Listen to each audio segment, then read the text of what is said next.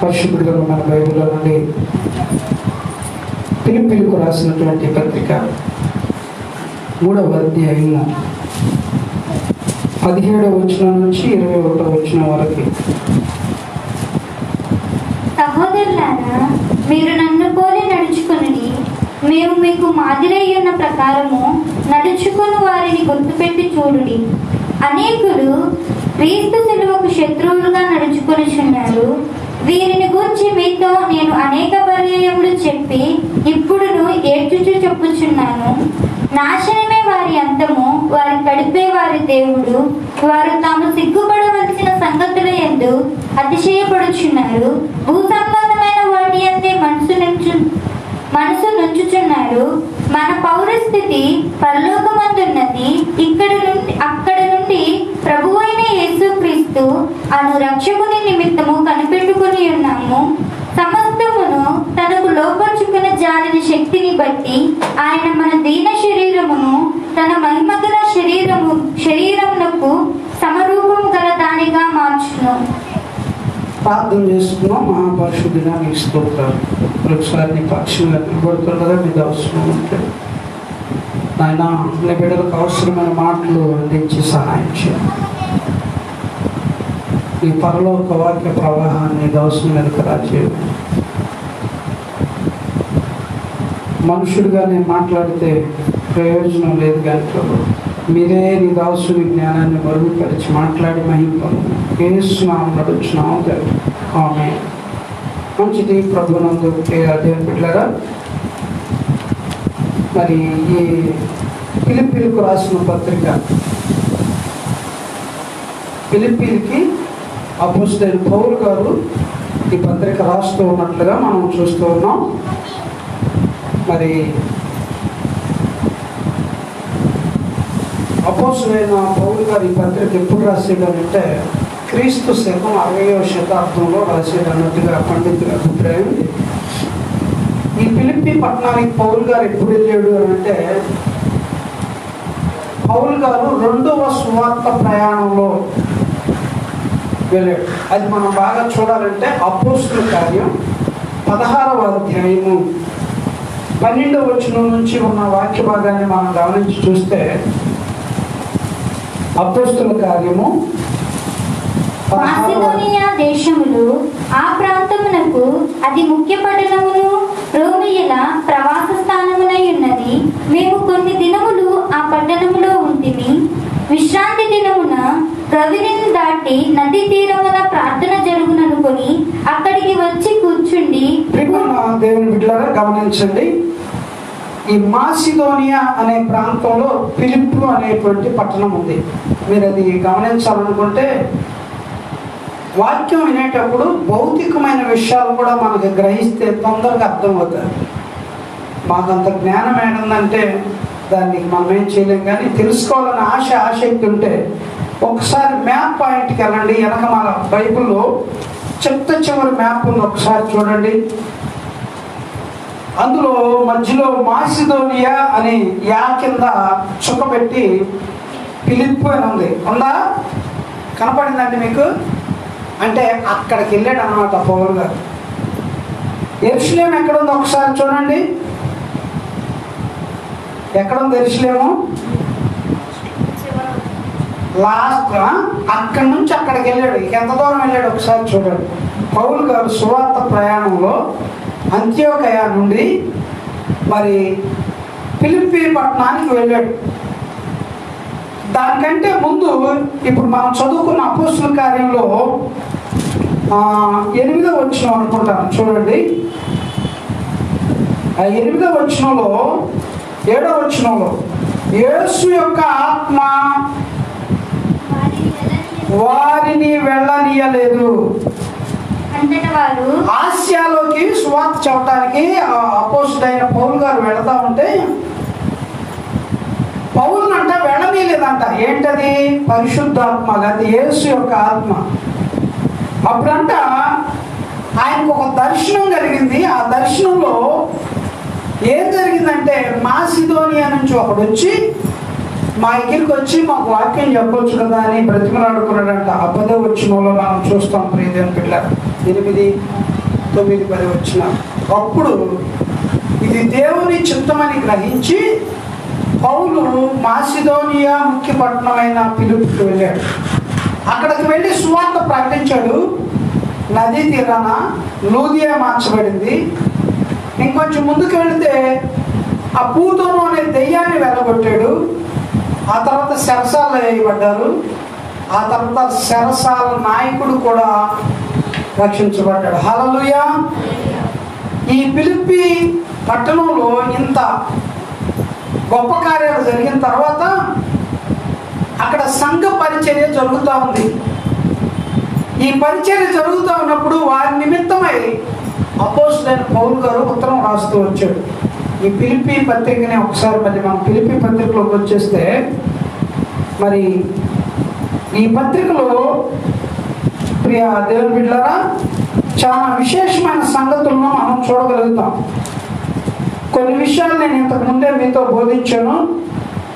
మరొకసారి గమనించి చూసినట్లయితే 4 అధ్యాయాలు కలిగినటువంటి ఫిలిప్పీ పత్రికలో నేను 3వ అధ్యాయంలో కొన్ని విషయాలు ఇంతకుముందు 12, 13, 14, 15 వచనాలు మనం ధ్యానం చేసాం. ఇప్పుడు 17వ వచనం నుంచి కొన్ని విషయాలు మనం చూస్తూ ఉన్నాం. సహోదరులారా, మీరు నన్ను పోలి నడుచుకోండి, మేము మీకు మాదిరి అయి ఉన్న ప్రకారము నడుచుకున్న వారిని గుర్తుపట్టి చూడుడి. ఏం చేయాలంటే గురిపెట్టి చూడుడి. ఎందుకు గురిపెట్టి చూడాలంటే ఆ కింద అంటాడు, కొంతమంది అంట అనేకులు క్రీస్తు శిలువకు శత్రువులుగా నడుచుకొనుచున్నారు, వీరిని గురించి మీతో అనేక పర్యాయములు చెప్పి ఉన్నాను, మళ్ళా ఏడుస్తూ చెబుతున్నాను.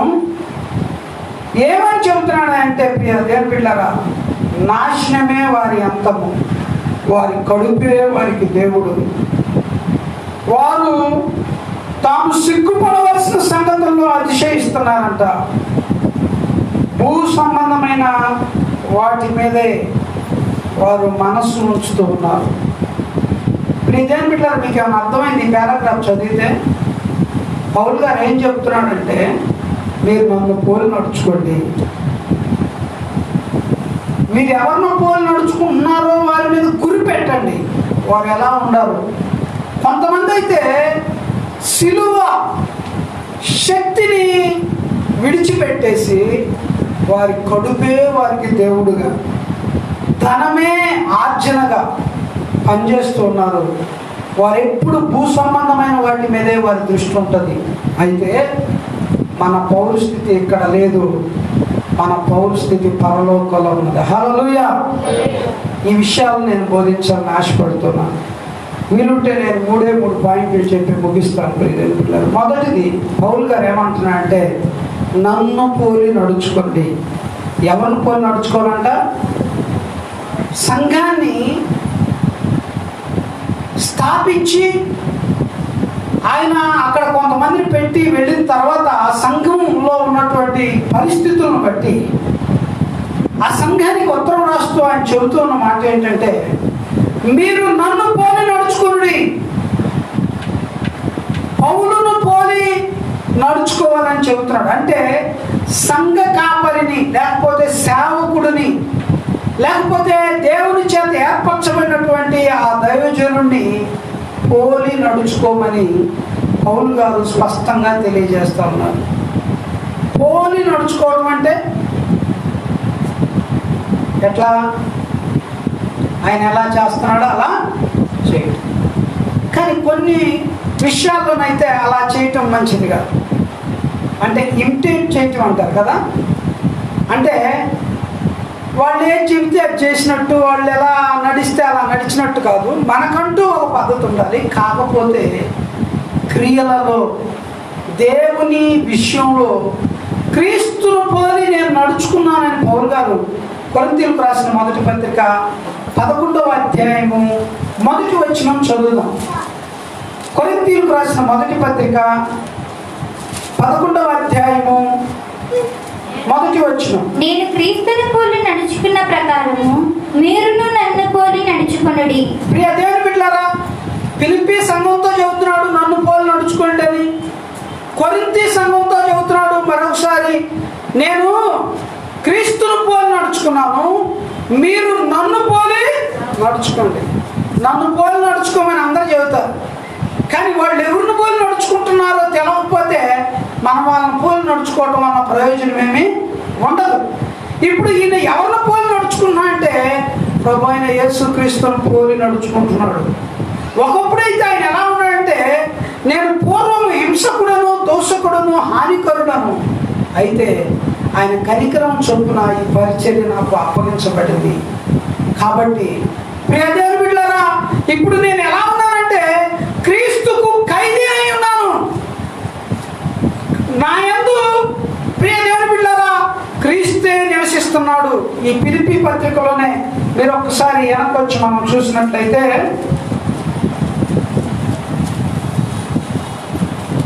ఆయన మాట్లాడతాడు కదా, నేను క్రీస్తును పోలి నడుచుకుంటున్నాను అనే మాట మాట్లాడుతూ ఉన్నాడు. సరే, ఆ రెఫరెన్స్ నేను తర్వాత చెప్తాను. ప్రియ దేవుని బిడ్డలారా గమనించండి, మనము యేసయ్యను పోలి నడుచుకున్న పౌలును పోలి నడుచుకోవాలి. ఫిలిప్పీ సంఘానికి ఏమైతే చెబుతున్నాడో వినాలి నా మాట. మరి మనం కూడా క్రీస్తును పోలి నడుచుకున్న పౌలును పోలి నడుచుకునే వారిగా మనం ఉండాలి.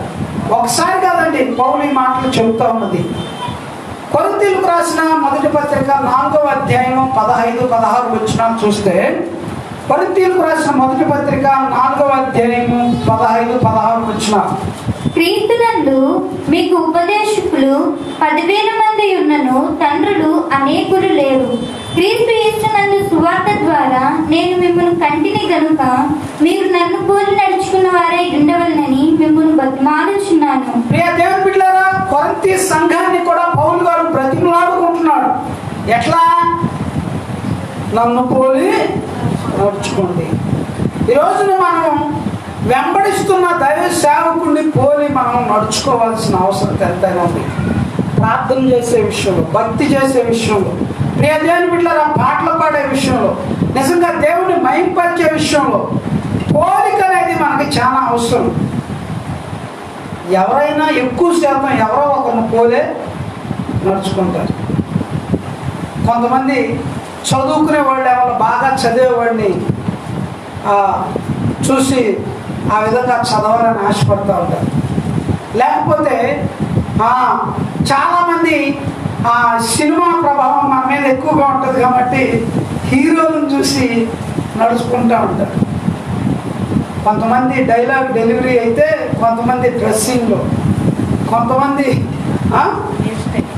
హెయిర్ స్టైల్ అట స్పెషల్గా చేత చేసుకొచ్చాడు చూడండి.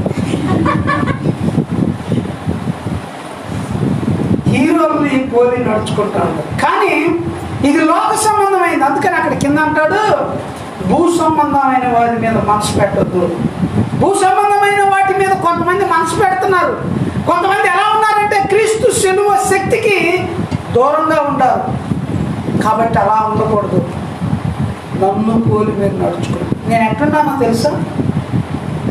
అపోస్తుల కార్యంలో 20వ అధ్యాయం 17వ వచనం చదువుకుంటే, ఆసియాలో ఉన్న వారిని గురించి, ఆసియాలో ఉన్నప్పటి నుండి నేను మీతో ఎలా ఉన్నానో ఒకసారి చూడండి.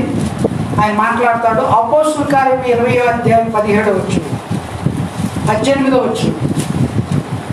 వారు తన యుద్ధకు వచ్చినప్పుడు అతడు వారితో ఇట్లా, నేను ఆసియాలో కాలు పెట్టిన దినము నుండి ఎల్లకాలము మీ మధ్య ఎలాగో నడుచుకుంటును మీరే ఎరుగుదురు. ఆసియాలోకి వచ్చినప్పుడంట అక్కడ ఉన్నటువంటి ప్రజలు పౌలును గమనించి చూస్తున్నాడట. నేను ఎట్ట నడుచుకుంటున్నానో మీకు తెలుసు, మీరు చూస్తానే ఉన్నారు. మీకు మాదిరిగా ఉండాలని నేను ఇలా చేస్తా వచ్చా. నాకు అధికారం లేదని కాదు, కానీ నేను ఎవరి మీద భారంగా ఉండలేదు. మీరు ఇస్తేనే నేను బతకాలి అని నేను గట్టిగా చెప్పలేదు. మీకు ఎవరి మీద భారం లేకోకుండా నా పని నేను చేసుకుని మీకు సువార్త ప్రకటిస్తూ వచ్చాను. మరొక సువార్తలు ఇలా మాట్లాడుతున్నారు. కాబట్టి పౌలు యొక్క ఉద్దేశాన్ని ఒకసారి గమనించారు. పౌలు ఒకప్పుడు ఎంతో హింసకుడుగా దోషకుడుగా ఉన్నా కానీ దేవుని చేత పట్టబడి మార్చబడిన తర్వాత ఆయనంట క్రీస్తును పోలి నడుచుకుంటా ఉన్నాడు. నా యందు క్రీస్తే జీవిస్తా ఉన్నాడు, నేను కాదు జీవించేది, నాలో క్రీస్తే జీవిస్తున్నాడు, కాబట్టి మీరు నన్ను పోలి నడుచుకోండి. అలా చెప్పగలిగే దైవజనుడిని మనం చూడాలి. నిజంగా వారిని పోలి మనం నడుచుకోవాల్సిన అవసరం ఎంతైనా. వారు దేన్ని పోలి నడుచుకుంటున్నారంటే యేసయ్యను పోలి నడుచుకుంటా ఉన్నారు. యేసుక్రీస్తు ప్రభు కూడా పేతురు గారు చెప్తాడు. పేతురు రాసిన మొదటి పత్రిక 2వ అధ్యాయము 21 క్రీస్తు కూడా మీ కొరకు బాధింపబడి మీరు తన అడుగు జాడల యందు నడుచుకున్నట్లు మీకు మాదిరి ఉంచిపోయాను. చాలండి. ఎట్లా అంట యేసు ప్రభు ఎట్లా బాధపడ్డాడంట? ఆయన కొడుతుంటే ఆయన ఎదిరించలేక కాదు, ఆయన తిడుతుంటే ఎదురు తిట్టలేక కాదట, మనమంట మాదిరిగా ఎంచుకోవటానికి ఆయన అట్లా చేశాడట. మీరు బాగా వినాలి ఈ మాట. ఆయన ఎందుకు బాధపడుతూ అలా చేశాడంటే ఆ బాధలు మనం కూడా అనుభవించాలని, ఆ బాధల్లో గుండా మనం వెళ్ళాలని దేవుడు మనకంట ఆయన అడుగు జాడల్లో గుండా వెళ్ళటానికి మాదిరిగా ఉంచిపోయాడట. మాదిరి అంటే ఆ రకంగా పోలిక అని, పోలి నడుచుకోవటం అని. కాబట్టి ఈరోజున యేసుక్రీస్తు ప్రభు మనకు మాదిరి అని పౌలు గారు చెబుతూ ఉన్నాడు, పేతురు గారు చెప్తూ ఉన్నాడు. ఆయన పోలికలో మనం ఏం చేయాలంటే నడిపించబడాలి. నిజంగా ఆయన అంట బాధపడి మన కోసం అడుగుజాడలు బట్టి మాదిరిగా ఎంచిపోయాడు. మన కోసం అంటే ఇప్పుడు మనకు కూడా ఏమైనా శ్రమ వచ్చిందనుకో, బాధ వచ్చిందనుకో, ఎవరైనా నిందిస్తున్నారనుకో, ఎవరైనా దూషిస్తున్నారనుకో, గాయపరుస్తున్నారనుకో, మనం చేయాల్సిందేంది? చూసుకుందాం అంటారు కుదరదు. యేసయ్య చెప్పింది అదే ఈ వాక్యం. ఆయన బాధపడుతూ అంటే దానివల్ల ఒక రోజున మనకు ఫలం ఉంది. ఒకవేళ వాళ్ళు అప్పటికప్పుడు జయం పొందినట్టు అనిపించవచ్చు, ఆ జయం అది తుచ్చమైనదా. యేసయ్యలో మనం జయం పొందాలంటే మనం చేయాల్సిన పని ఏంటంటే పౌలును పోలి నడుచుకోవాలి. పౌలు ఎంత శ్రమ పట్టుబడ్డాడంటే అండి, మీరు తర్వాత ఇంటికి వెళ్ళి చదవండి. కొరింథీయులకు రాసిన 2వ పత్రిక 12వ అధ్యాయాన్ని చదివితే ఎంత శ్రమ పట్టబడ్డాడంటే అయిన వాళ్ళతోనంట, మరి యూదులతోనంట, ఇంకా అన్యులతోనంట, సంఘం లోపలంట, సంఘం వెలపటంట, ఒకటి తక్కువ 40 దెబ్బలు 5 సార్లు తిన్నాడంట. వాడ బద్దలైపోయిందంట, సముద్రంలో ఆపదలంట, భూమి మీద ఆపదలంట, అన్నిట్లో. ఇప్పుడు ఆయన పోలి నడుచుకోవడం అంటే ఏంది? ఇంత బారు గడ్డం పెట్టుకోవటం, బారు అంగి వేసుకోవటం, అది కాదు. పోలి నడుచుకోవడం అంటే ఆయన వెనక ఓ చోట అంటే పౌలు గారిని రాళ్ళతో కొడతా ఉంటే నిజంగా చచ్చినట్టు పడిపోయాడంట, చచ్చిపోయినట్టు ఊపిరి లేకుండా అయిపోతే ఇక్కడ వెళ్ళిపోతే వెంటనేనంట ఆయన అక్కడి నుంచి లేచి వేరే ప్రాంతానికి వెళ్ళి సువార్త ప్రకటిస్తాడు. పోలి నడుచుకోవడం అంటే ఏంది? కొడతంటే ఏం చేశాడు? ఓర్చుకున్నాడు అండి, ఓర్చుకున్నాడు. పోలి నడుచుకోవడం అంటే అది. ఆయన ఎట్ట డ్రెస్ చేసుకున్నాడంట, ఆయన హెయిర్ స్టైల్ అట్ట కాదు. ఆయన ప్రియమైన బిడ్డలారా ఎలా మాట్లాడుతున్నాడో అలా కాదు, ప్రాంప్టింగ్ కాదు కావాల్సింది. పోలి నడుచుకోవడం అంటే ఆయన గుణగణాలను మనం గుర్తించి ఆ అనుభవాల గుండా మనం వెళ్ళాలి. ఎన్ని శ్రమలంటే పౌలు ఒకసారి పౌల్ని గంపలో పెట్టి పక్కగా దించినట్లుగా మరో చోట చదువుతాం. గోడ మీదుగా వెనక మనకు దించేశారు. ఇలా నిజంగా శ్రమ వచ్చినా కానీ పౌలు ఏం చేశాడంటే ఓర్చుకున్నాడు. కొన్నిసార్లు తప్పించుకున్నాడు, కొన్నిసార్లు దాన్ని అనుభవించాల్సి వచ్చింది. అయినా వాటిని అనుభవిస్తూ వచ్చాడు. మీకు ఒక విషయం తెలుసండి, ఇక్కడ ఈ ఫిలిప్పీ పత్రికలో మనం చదువుకున్నాం కదా, అపోస్తలుల కార్యంలో పౌలు రోమీయుడు, రోమీలను శిక్షించే అధికారం రోమ ప్రభుత్వానికి లేదు. కానీ పౌలుని బంధించి బండలు బిగించి శరసాల్లో అయితే నేనెవరిని రోమీయుడిని అప్పుడేం గర్వంగా చెప్పుకోలే ఆయన. సరేలేని దెబ్బలన్నీ తిని ఓర్చుకుని బండలు ఉండా కానీ చేతులకు సంఖ్యలు ఉండా కానీ పాటలతో ప్రార్థన చేస్తే దేవుడు గొప్ప కార్యం చేశాడు, శరసాల అధికారిని మార్చాడు. హల్లెలూయా. కొన్నిసార్లు కొంతమందిని రక్షించుకోవడానికి మనం కొన్ని దెబ్బలు, కొన్ని అవమానాలు, కొన్ని నిందలు, కొన్ని బాధలు మనం అనుభవించాల్సి వస్తుంది. నేను ఎవరినో ఉద్దేశించి మాట్లాడలా, ఇక్కడ ఉన్న సందర్భాన్ని జ్ఞాపకం చేసుకుంటే మొదటిగా మనం ఏం చేయాలంటే పోలి నడుచుకోవాలి. ఎలా అంట? పౌలును పోలి నడుచుకోవాలి. ఎందుకంటే పౌలు యేసయ్యను పోలి నడుచుకున్నాడు. పేతురు చెబుతున్నాడు, యేసయ్య మన కోసం బాధలు పడ్డాడు, మీరు ఆయన అడుగుజాడలో ఉండటానికి ఆయన అటు చేశాడు, మీరు కూడా ఆయన పోలి నడుచుకోండి. ఎఫెసీయులకు రాసిన పత్రిక 5వ అధ్యాయం 1వ వచనం లేక 2వ వచనం చదువుతున్నాం. ఎఫెసీయులకు రాసిన పత్రిక. క్రీస్తు మిమ్మును ప్రేమించి పరిమళ వాసనగా ఉండుటకు. 1వ వచనం. కావున మీరు ప్రియులైన పిల్లల వలె దేవుని పోలి నడుచుకొనుడి. క్రీస్తు మిమ్మును ప్రేమించి పరిమళ వాసనగా ఉండుటకు మన కొరకు తన్ను తాను దేవునికి అర్పణగాను బలిగాను అప్పగించుకొనెను. చాలండి, అక్కడ ఉన్నటువంటి మాటను మీరు ఒకసారి గమనించి చూసినట్లయితే,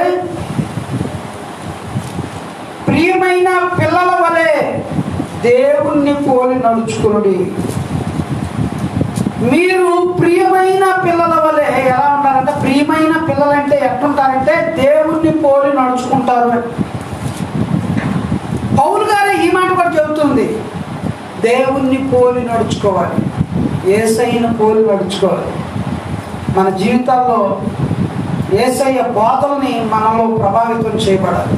యేసయ్య ఏం చెప్పాడో ఆ విషయాలు మన జీవితంలో మనం కలిగి ఉంటే నిజంగా కొన్ని కష్టతరంగానే ఉంటాయి, కానీ మనస్సు అంగీకరించలేదు. కానీ ప్రభు చెబుతా ఉన్న మాట ఏంటంటే, అలా నడుచుకోవాలని అంటే ఆయన మన కోసం తన తాను పరిమళ సువాసనగా ఉండటానికి అప్పగించుకున్నాడు. కాబట్టి మనము ఆ రీతిగా ఉండకపోతే ఆయన అప్పగించుకున్న దానికి, ఆయన మరణించిన దానికి ప్రయోజనం లేదు అనేటువంటి విషయాన్ని గుర్తించాలి. నేను మొట్టమొదటిగా చెప్పాలనుకున్న విషయం మీరు గుర్తించారా లేదో, పోలి నడుచుకోవాలి. పౌలు గారు అనేక సార్లు చెబుతా ఉన్నమాట, నేను క్రీస్తును పోలి నడుచుకున్నాను, మీరు నన్ను పోలి, దేవుని పోలి, దేవుని పిల్లల్లాగా మీరు పోలి నడుచుకోవాలి అనేటువంటి విషయం. పోలి నడుచుకోవడం అంటే ఆయన శ్రమ పడినప్పుడు ఎలా వ్యవహరించాడు. ఓ చోట అంటాడు, నాకు మరి కష్టం తెలుసు, సమృద్ధి కూడా. ఈ ఫిలిప్పీ పత్రికలోనే అంటాడు అనుకుంటా. ప్రియ దేవుని బిడ్డలారా, మీరు చూడండి 6వ అధ్యాయంలో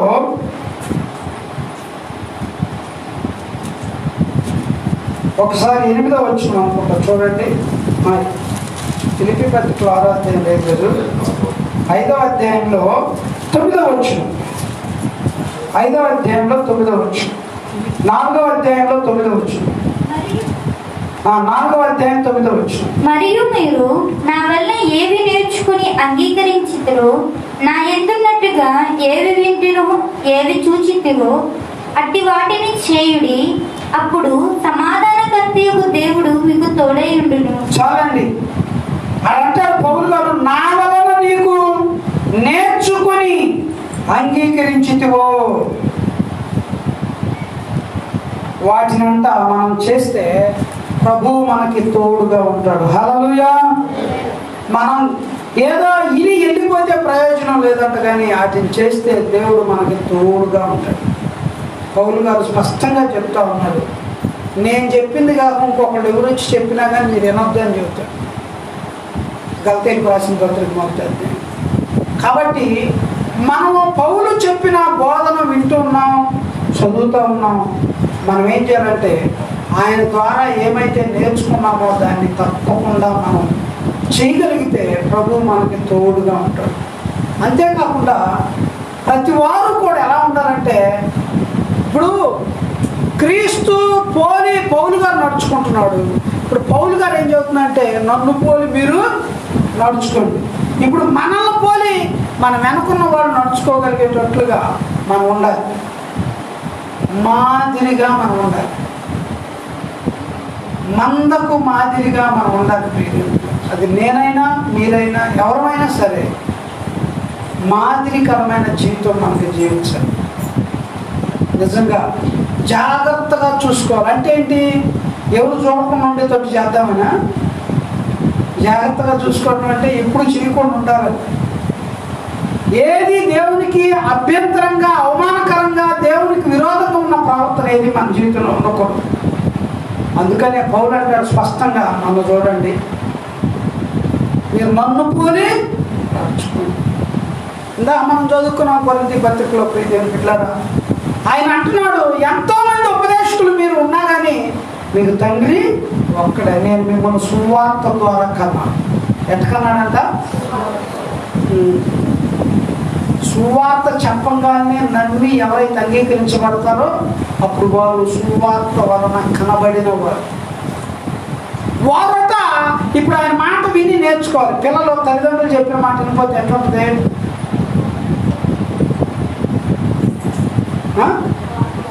కోపం వస్తుంది. నిజంగా ఆలోచించండి దేవుని బిడ్డలారు. అందుకని అక్కడ అంటాడు కిందకి, నేను సాత్వికమైన మనసుతో రావాలా, బెత్తంతో రావాలా? కన్నాడు కాబట్టి పిల్లలను కొట్టగలిగే హక్కు కూడా ఉంటుంది, గద్దించగలిగే హక్కు. అందుకని అమ్మ 14 వచ్చిన అంటాడు, మీకు సిగ్గు కలగటానికి చెప్పట్లేదు కానీ బుద్ధి రాటాకే చెబుతున్నాను. నిజంగా దేవుని బిడ్డలారా, దైవ సేవకుడుగా కొన్ని విషయాలు హెచ్చరించినప్పుడు దానికి మనం లోబడాలి. కొలసీలకు రాసిన పత్రిక 1వ అధ్యాయము 28వ వచనం చదివితే, కొలసీలకు రాసిన పత్రిక 1వ అధ్యాయము 28వ వచనంలో, ప్రతి మనుషుని క్రీస్తునందు సంపూర్ణంగా చేసి ఆయన ఎదుట నిలవబెట్టవలనని సమస్త విధములైన జ్ఞానముతో మేము ప్రతి మనుషునికి బుద్ధి చెప్పుచు ప్రతి మనుషునికి బోధించుచు ఆయనను ప్రకటించుచున్నాము. ఎట్లంటమ్మా? ప్రతి మనుషుడంట సంపూర్ణుడు కావాలి. దానికోసం పౌలు జ్ఞానంతోనంట, సకల విధములైన జ్ఞానంతో ఏం చేస్తా ఉన్నాడు? బుద్ధి చెబుతున్నాడు, బోధిస్తున్నాడు, ప్రకటిస్తున్నాడు. ఈ మూడు చాలా జాగ్రత్తగా ఆలోచిస్తే, ప్రకటించడం అంటే ఇట్లా ఉన్నప్పుడు ప్రకటించడం, బోధించడం అంటే దగ్గర కూర్చోబెట్టి టీచింగ్ చేయటం. బోధించడమే అర్థం కాకపోతే టీచింగ్ ఏమో అర్థమైంది, అది ఇంగ్లీష్ పదం కదా. క్లాసులో టీచర్ పాఠాలు ఎలా చెప్పగలుగుతాడో అలా చెప్పటం. ప్రకటించడం అంటే సామూహికంగా, బోధించడం అంటే వ్యక్తిగతంగా. ఇంకా విషయాలు మనం ఆడంతే బుద్ధి చెప్పటం. బుద్ధి చెప్పటం అంటే పర్సనల్గా, అంటే పక్కన పిలిచి ఏంది నువ్వు చేసేది, బుద్ధి లేని పనులు చేయవాలి అని మాట్లాడటం. నా మాట కాదు, ఇది పౌలు గారు చెబుతున్న మాటే. అంటే అలా చేయటం దేవుని బిడ్డలారా గమనించాలి. పౌలు గారు అంటాడు, ఒక వ్యక్తిని అంట సంపూర్ణంగా చేయటానికి ఇలా మాట్లాడేది, ఇలా హెచ్చరించేది దేనికి? ఏదో 4 మాటలు చెప్పేసి ఆమెనంటే మీరు ఇచ్చే కానుకలు ఇస్తారు, పోతారు, చక్కగా నేను బతుకుతాను అనుకుంటే కాదు. నువ్వు సంపూర్ణుడుగా నిలబడాలి దేవుని. అలా నిలబడటం కోసం సేవకుడు ఏం చేస్తాడంటే, ప్రకటించే సమయంలో ప్రకటిస్తాడు, మీ ఇంటికి వచ్చి హెచ్చరించే సమయంలో లేకపోతే బోధించే సమయంలో బోధిస్తాడు. ఒకవేళ ఇంకా ఏదన్నా ఉంటే పర్సనల్గా బుద్ధి చెబుతాడంటే, అంటే ఇది అటు చేయటం మంచిది కాదు. దీనివల్ల కొంతమంది నొచ్చుకుని ఒకవేళ దూరం అయిపోతే నేను చేసేదే లేదు. అది బైబిల్ క్రమము, సేవకునికి అది అప్పగించబడింది. పౌలు గారు అదే పని చేస్తున్నాడు. దానివల్ల వారంట సంపూర్ణులుగా దేవుని ఎదుట నిలబడతారు. దేవుని బిడ్డలు ఈ విషయాలు గమనించారు. రెండవ మాట, సమయం అయిపోతుందేమో కానీ రెండవ మాటను కూడా నేను మేము ముందు పెడతాము. ఏమిటి అని అంటే, మనం ఆయన్ని అనుసరించాలి, లేకపోతే గురిపెట్టి చూడాలి. ఏం చేయాలి? గురిపెట్టి చూడాలి. గురిపెట్టి ఎప్పుడు చూద్దాం? పట్టాలనుకున్నప్పుడు కదా.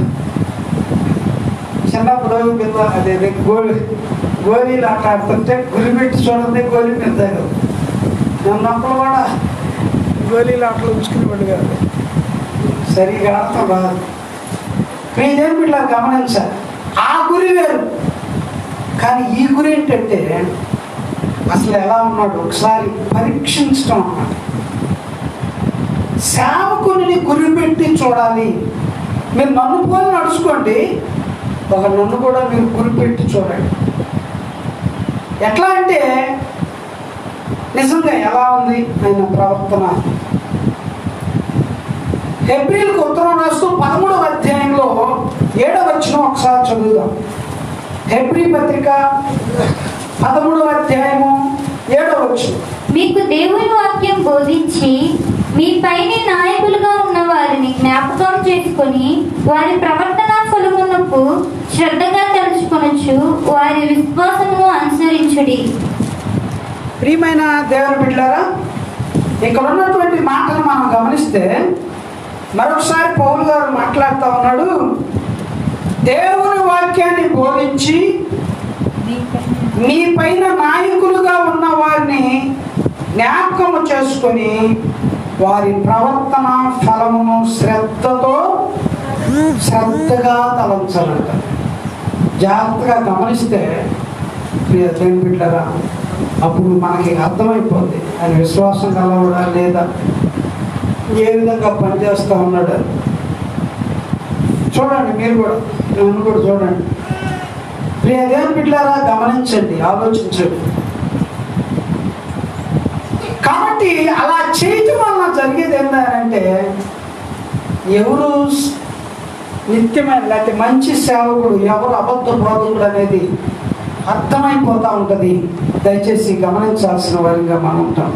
ఇదే ఏప్రిల్కు రాసిన పత్రిక 6వ అధ్యాయం 11వ వచనం చూద్దాం. చూడండి, 6వ అధ్యాయం 11వ వచనం.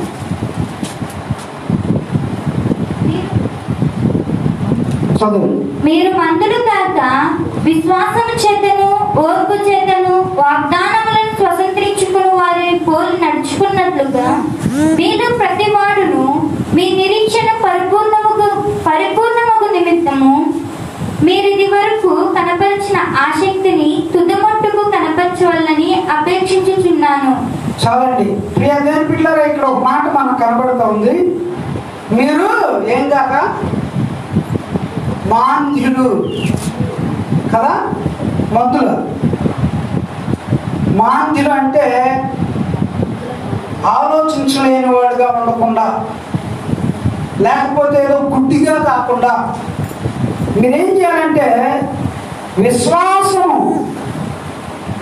చేత ఓర్పు చేత వాగ్దానములను స్వతంత్రించుకొని వారిని పోలి నడుచుకోవాలంట. పోలి వాగ్దానమును స్వతంత్రించుకోవాలంటే రెండు ఉండాలంట. ఏముండాలి? ఒకటి విశ్వాసం, రెండోది ఓర్పు. ఏముండాలి? ఓర్పు చేత విశ్వాసం చేత వాగ్దానాన్ని స్వతంత్రించుకుంటాం. అలా ఎవరైతే స్వతంత్రించుకున్నారో వాళ్ళను పోలి మీరేం చేయాలంటే నడుచుకోవాలి. ప్రతి వాడు కూడా సంపూర్ణుడు ఒక నిమిత్తము మాదిరి వరకు, అంతేనా? మీరు ఇది వరకు, నాకు ఇక్కడ కనపడతలేదు నిమిత్తము. ప్రియ పిల్లలు, మీరు ఇది వరకు మరి కనపరిచినట్లుగానే మీరు తుదమట్టుకు చివరి వరకు కనిపించాలి అనేటువంటి విషయాన్ని మనం గమనిస్తాం. కాబట్టి మనం ఎవరిని పోలి నడుచుకోవాలంటే పౌరులను పోలి నడుచుకోవాలి. రెండోది, మనం ఉన్నటువంటి దైవ సేవకులను కూడా మనం పరీక్షించి చూసి మనం ఏం చేయాలంటే నేర్చుకోవాలి. చివరిగా ఇంకొక మాట నేను అట్లా చెప్పి ముగించేస్తాను. అదేమిటి అంటే ఫిలిప్పీయులకు రాసిన పత్రిక 3వ అధ్యాయం 20వ వచనంలో ఉన్నట్టుగా, ప్రియ దేవుని బిడ్డలారా, మన పౌర స్థితి పరలోకమందున్నది. కాబట్టి ఆలోచించాలి, మన పౌరస్థితి పరలోకంలో ఉందా లేదా.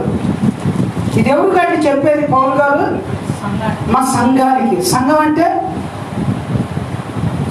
కొంతమంది కూర్చున్న వాళ్ళందరినీ సంఘం అనొచ్చా? యేసుక్రీస్తు రక్తంలో ఎవరైతే కడగబడతారో వారే సంఘం అనే మాటకి నిర్వచనం అపోస్తుల కార్యము 20వ అధ్యాయం 28వ వచనం చదివితే, అపోస్తుల కార్యము 20వ అధ్యాయం 28వ వచనం ఉంటుంది. దేవుడు తన స్వరక్తం ఇచ్చి సంపాదించిన తన సంఘము. సంఘం అంటే ఏంటంట? దేవుడు రక్తం ఇచ్చి సంపాదించినోడు. మరి సంఘానికంట ఏం రాస్తానంటే మన పౌరస్థితి ఎక్కడుందంటే పరలోకంలో ఉంది. మనం వాటర్ కార్డు రాయించుకున్నంత వరకే మన పౌరస్థితి ఉన్నట్టు కాదు. అవునా కదా? అది ఇప్పుడు ఆధార్ కార్డుగా మారింది అనుకోండి. ప్రతి పిల్లలు గమనించండి, మన పౌరస్థితి ఉండాలంటే మనకి ఈ కార్డులు ఉండాలి. కొంతమందికి వాటర్ కార్డు ఉండదు, ఆధార్ కార్డు ఉండదు, బియ్యం కార్డు ఉండదు. వాళ్ళు సంచారం చేస్తూ ఉంటారు. వాళ్ళు విమర్శించడం కాదు, వాళ్ళు దాని మీద దృష్టి పెట్టలేరు. కానీ దేవుని బిడ్డలారా, మనం ఎవరైతే యేసుక్రీస్తు రక్తంలో కడగబడ్డారంటే మారు మనసు పొంది పాప క్షమాపణ పొంది బాప్తిస్మం తీసుకున్నారో వారికి పౌరస్థితి ఎక్కడుందంటే పరలోకంలో ఉన్నది. పరలోకంలో ఉంది. కాబట్టి అక్కడ నుండంట యేసుక్రీస్తు కొరకు మనం ఏం చేయాలంటే నిరీక్షించాలి అని ఆ కింద వచ్చిన మనం చూస్తాం. ఎఫెసీయులకు రాసిన పత్రిక 2వ అధ్యాయము 19వ వచనం చదువుకున్నాం. 2-3 రెఫరెన్స్లతో మనం ముగించుకున్నాం. ఎఫెసీయులకు రాసిన పత్రిక 2వ అధ్యాయం 19వ వచనం. కాబట్టి మీదట పరజనులను పరదేశులనై ఉండక పరిశుద్ధులతో ఏకపట్టణస్థులను దేవుని వింటి వారినై ఉన్నారు. చాలండి. ఇక మీదటంట ఓ ఎఫెసీ సంఘమా, మీరేదో పరజనులు కాదు, పరదేశస్తులు కాదు, మీరు ఎవరంట? దేవుని ఇంటి వారు, అంటే పరలోక సంబంధమైనటువంటి వారు. దేవుని బిడ్డలారా గమనించాల్సిన విషయం ఉన్నది. పరిశుద్ధుల పట్టణంలో ఉన్నటువంటి వారిగా ఉంటాం. కొలస్సీయులకు రాసిన పత్రిక 3వ అధ్యాయం 14వ వచనం కూడా చదువుకున్నాం. కొలస్సీయులకు రాసిన పత్రిక 3వ అధ్యాయం 14వ వచనం. వీటన్నిటిపైన పరిపూర్ణతకు అనుబంధమైన ప్రేమను ధరించుకొనుడి. చదువు. క్రీస్తు అనుగ్రహించు సమాధానమును మీ హృదయములలో ఏలుచుండనీయుడి. ఇందుకొరకే మీరొక శరీరముగా పిలువబడితిరి మరియు కృతజ్ఞులయుండుడి. సంగీతములతోనూ కీర్తనలతోనూ ఆత్మ సంబంధమైన పద్యములతోనూ ఒకరికొకడు బోధించుచు బుద్ధి చెప్పుచు కృపాసహితముగా మీ హృదయంలో దేవుని గురించి గానం చేయుచు. చాలండి. ఒక్క శరీరముగా పిలువబడి ఉన్నారు అనే మాట మనం గమనిస్తాం. కాబట్టి దేవుని మన యొక్క పౌరస్థితి ఎక్కడుందంటే పరలోకంలో ఉంది. ఆ విషయాన్ని మనం గుర్తించవలసిన వారిగా ఉన్నాం. పరలోకంలో మన పౌరస్థితి ఉన్నప్పుడు పరలోక సంబంధమైన వాసిగానే మనం జీవించాలి. ప్రియ బిడ్డలారా, చివరిగా హెబ్రీయులకు రాసిన పత్రిక 12వ అధ్యాయం 22వ వచనం చదువుకుని ముగించేద్దాం. హెబ్రీయులకు రాసిన పత్రిక 12వ అధ్యాయం 22వ వచనం.